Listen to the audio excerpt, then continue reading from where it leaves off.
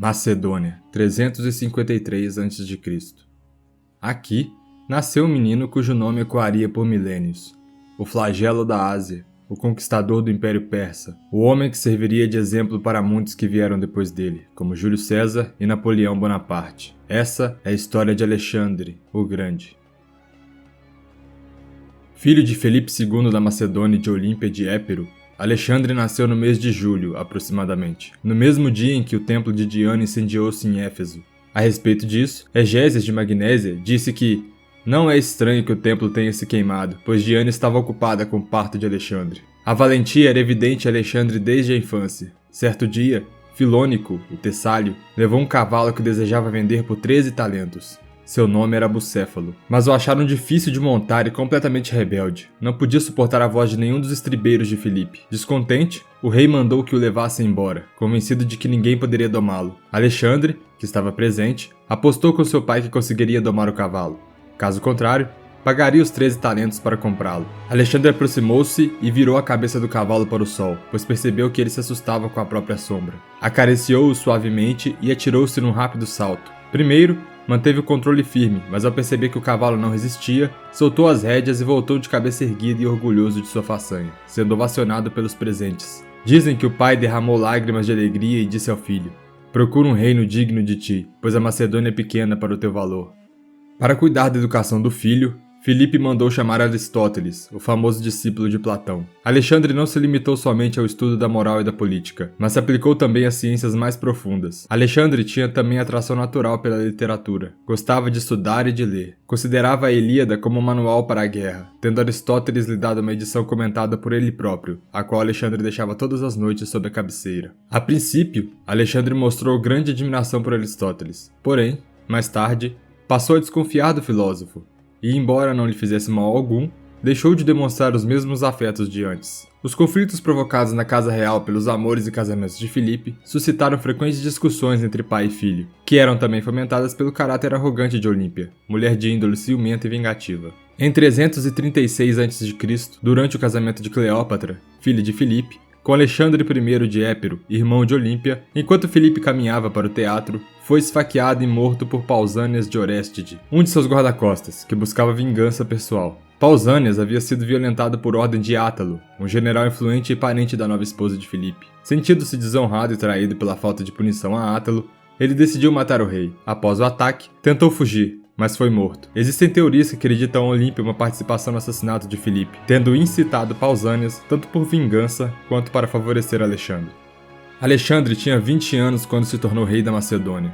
Herdou do pai um reino cercado por toda parte por ciúmes encarniçados e ódios terríveis. Os povos dos países vizinhos não se resignaram à servidão. Filipe, apesar de ter subjugado a Grécia pelas armas, não consolidou seu domínio. Os macedônios, apreensivos com a situação crítica, aconselhavam Alexandre o abandono total da Grécia e a renúncia ao emprego de medidas violentas. Mas Alexandre fez o exato oposto. Decidido a não procurar a segurança de seu império, senão na sua própria audácia e magnanimidade, convencido de que, por pouco que deixasse esmorecer sua coragem, excitaria contra si um levante geral. Em pouco tempo, sufocou as agitações dos bárbaros, derrotou Sirmo, rei dos Tríbalos. Depois, com a revolta dos tebanos apoiados pelos atenienses, Alexandre quis provar que era homem. Sem perder tempo, atravessou as Termópilas e, chegando em Tebas, deu à cidade tempo para se render. Com a recusa, deu-se início ao combate, no qual quase todos os guerreiros tebanos pereceram. A cidade foi então tomada, saqueada e destruída. Alexandre reconciliou-se com os atenienses, ou porque sua cólera, como a dos leões, já estivesse aplacada, ou porque ele queria opor a uma façanha atroz e bárbara como a destruição de Tebas, um ato luminoso de bondade. Mais tarde, segundo Plutarco, por diversas vezes manifestava sincero arrependimento ao lembrar-se da desgraça dos tebanos. Os gregos resolveram, com um decreto, que se uniriam a Alexandre na guerra contra os persas, tendo recebido diversas visitas de estadistas e filósofos. Uma ausência chamou a atenção do rei, a de Diógenes de Sinope, que preferiu ficar em Corinto. Alexandre, então, foi visitá-lo. Diógenes estava deitado ao sol, e quando viu chegar tamanha multidão que o procurava, levantou-se um pouco e fixou o olhar em Alexandre. Este lhe perguntou se precisava de alguma coisa, no que o filósofo respondeu: "Sim, Afasta-te um pouco do meu sol. Essa resposta impressionou Alexandre. O desprezo de Diógenes o fez ter uma ideia da grandeza da alma daquele homem. Na volta, ouvindo seus oficiais zombarem de Diógenes, disse: Para mim, se eu não fosse Alexandre, queria ser Diógenes. Depois disso, Alexandre preparou sua expedição para a Ásia. Atravessou o Helesponto e visitou Ílion, banhando com azeite a coluna funerária de Aquiles. Enquanto isso, os generais de Dário, rei da Pérsia, reuniram um exército às margens do rio Grânico para impedir a passagem de Alexandre. Surgia a possibilidade de uma grande batalha às portas da Ásia. Sob a sombra de uma saraivada de flechas, Alexandre consegue, com muito custo, atravessar o rio. Na outra margem, inicia-se uma grande batalha, que as tropas de Alexandre vencem com poucas baixas. Com essa vitória, conseguiu a rendição da cidade de Sardes. Em seguida, tomou as cidades de Halicarnasso e Mileto. Tomou também a Frígia e ocupou a cidade de Górdio em 333 a.C.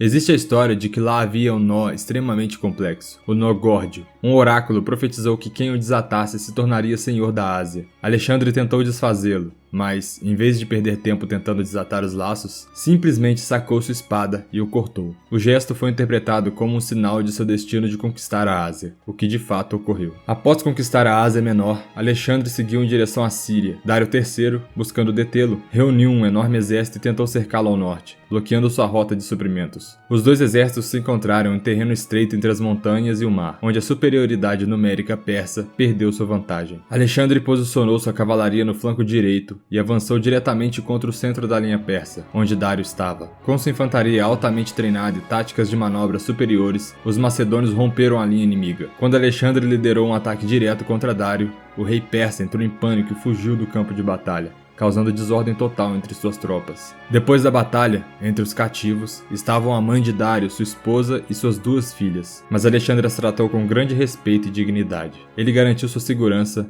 e proibiu qualquer tipo de abuso. A conquista da Fenícia foi fundamental para Alexandre enfraquecer a frota persa e consolidar seu domínio no Mediterrâneo. Sidon rendeu-se pacificamente, mas Tiro, situado em uma ilha fortificada, resistiu por 7 meses. Sem acesso direto, Alexandre construiu um caminho artificial ligando a cidade ao continente, enfrentando forte resistência. Com a chegada de reforços navais, ele finalmente rompeu as defesas e tomou a cidade em 332 a.C. Como punição pela resistência, cerca de 8.000 tírios foram mortos, 30.000 vendidos como escravos e 2.000 guerreiros crucificados. No mesmo ano, Alexandre entrou triunfalmente no Egito após expulsar os persas, sendo recebido como um libertador pela população local. Durante sua estadia, fundou a cidade de Alexandria, planejada para se tornar um grande centro cultural e comercial do mundo. Buscando legitimar sua autoridade entre os egípcios, visitou o oráculo de Amon em Silwar, onde foi proclamado filho de Amon, reforçando sua posição como governante divino e herdeiro das tradições faraônicas. Alexandre deixou a região no início de 331 a.C.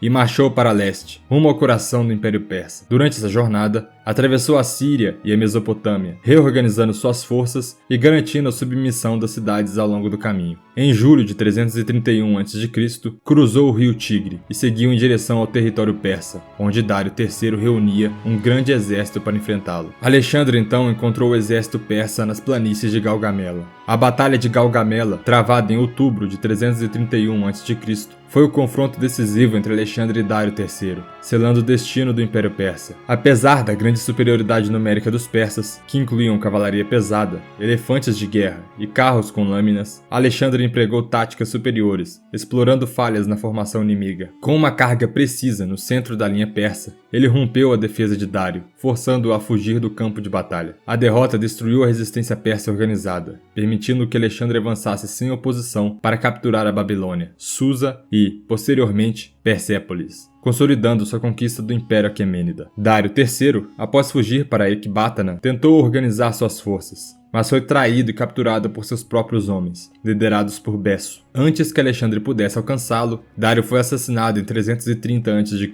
Após a vitória decisiva na Batalha de Galgamela, Alexandre marchou para a Babilônia, onde foi recebido como libertador. A cidade, um dos grandes centros do Império Persa, abriu seus portões sem resistência, e Alexandre permitiu que suas instituições e templos fossem preservados, respeitando as tradições locais. Ele consolidou seu domínio ao incorporar soldados persas ao seu exército e ao distribuir riquezas entre seus homens. Em seguida, avançou para Susa e Persépolis, onde saqueou os tesouros reais e incendiou o palácio de Xerxes, num gesto simbólico de vingança pelas invasões persas à Grécia. Com a queda de Ecbatana e a morte de Dário, Alexandre se tornou o governante indiscutível do Império Persa. Ele seguiu para as províncias orientais do Império, enfrentando forte resistência na Bactriana e na Sogdiana. Para consolidar seu domínio e integrar a elite local ao seu império, Alexandre casou-se com Roxana, filha de um nobre sogdiano, em 327 a.C.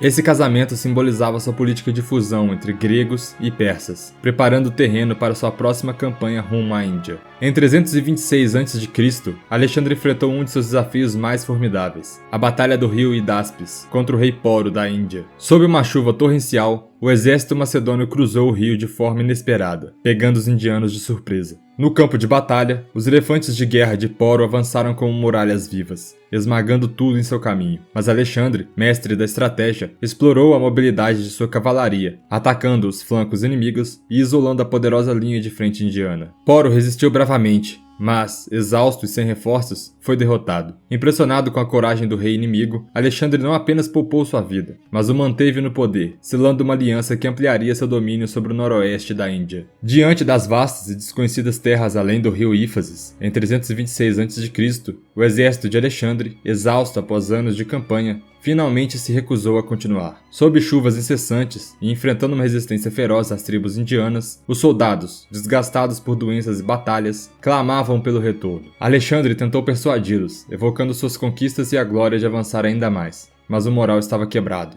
Diante da determinação inabalável de seus homens, ele foi forçado a aceitar a realidade. O sonho de chegar ao Oceano Oriental teria que ser abandonado. Resignado, o conquistador ordenou a retirada, encerrando sua marcha para o leste e iniciando o longo retorno ao coração de seu império. Após anos de campanhas e conquistas, Alexandre iniciou seu retorno à Babilônia, determinado a consolidar seu vasto império. Buscando unificar macedônios e persas sob um governo estável, implementou políticas de fusão cultural, incentivando casamentos mistos, adotando costumes orientais e incorporando oficiais persas à administração. No entanto, sua tentativa de harmonizar culturas gerou tensões entre seus próprios generais e soldados, que viam tais mudanças com desconfiança. Ainda assim, Alexandre persistiu, organizando expedições, planejando novas campanhas e sonhando com uma administração eficiente para seu império colossal. Em junho de 323 a.C., aos 32 anos, Alexandre encontrou seu fim. Após dias de febre intensa e fraqueza, sucumbiu na Babilônia, deixando seu império sem um sucessor claro. A causa de sua morte permanece um mistério.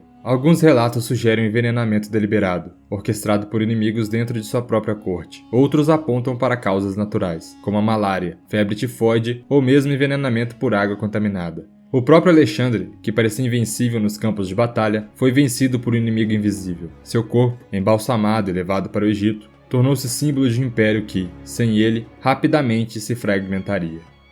Se você gostou do vídeo, deixe seu like e comenta aqui embaixo.